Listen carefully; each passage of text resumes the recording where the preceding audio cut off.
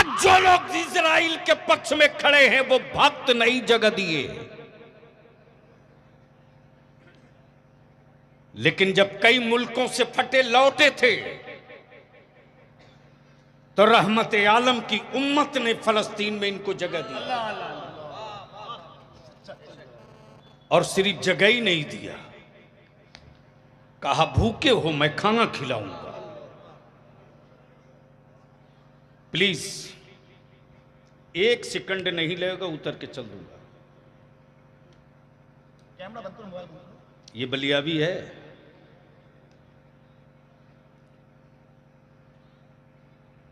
तुम जैसे आवारा लोगों के लिए मैं खून जला रहा हूं, वरना खुद को जीने के लिए मेरे रब ने बहुत दे रखा है। बहुत अच्छा हक है, तवज्जो चाहो।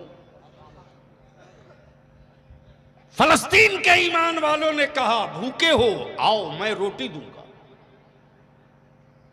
तुमको किसी ने पानी नहीं पिलाया। हम उस हुसैन के मानने वाले हैं कि अपने दुश्मन को भी पानी पिलाते हैं। आओ, जगह दी, ठहरने को दिया, खाने को दिया। और यही अमेरिका की रखेल जिसको यूएन अक़वाम मुत्तहिदा कहते, ब्रिटेन ने,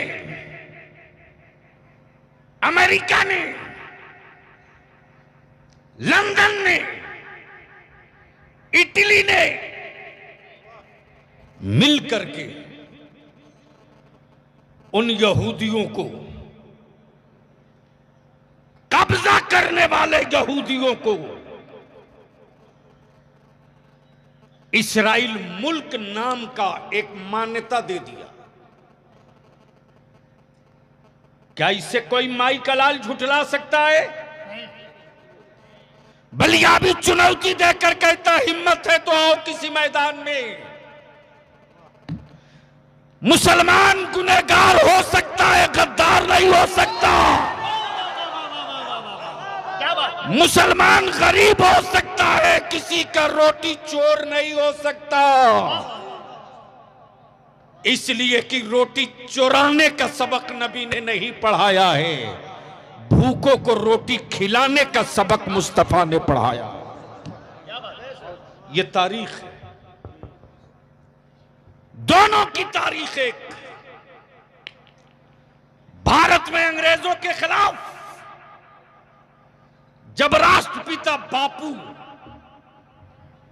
अंग्रेजों से भारत की आजादी की जंग लड़ रहे थे, साथ में नागपुर का कोई बाबा नहीं था, हाफ पैंट वाला कोई चड्डी छाप नहीं था, बल्कि अंग्रेजों के खिलाफ जिहाद का फतवा देने वाला नबी के इल्म का वारिस अल्लामा फजल हक खैराबादी था, अल्लामा अशफाकुल्लाह थे, अल्लामा किफायत अली थे, मौलाना मजहरुल हक सीवान के थे, खान अब्दुल गफ्फार खान थे।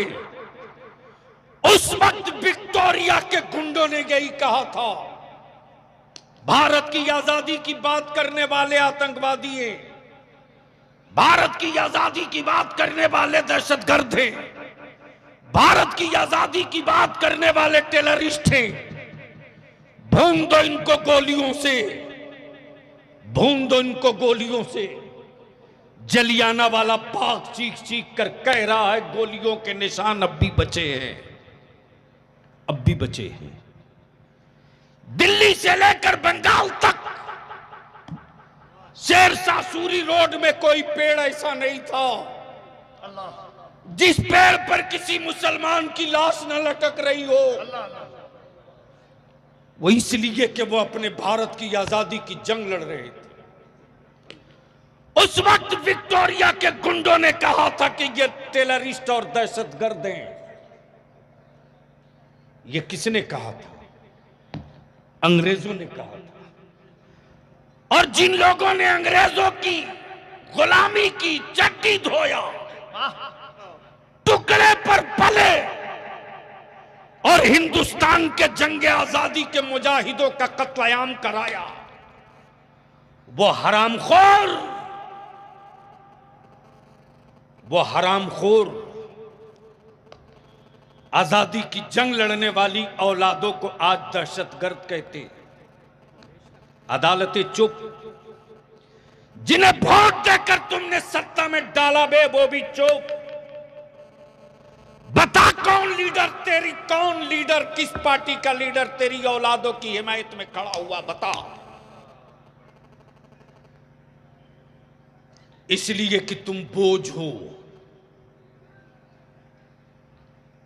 तुम मरी हुई लाश हो, लाश। तुम में डिसीजन की कोई औकात नहीं है। लेकिन बता दिया नबी वालों ने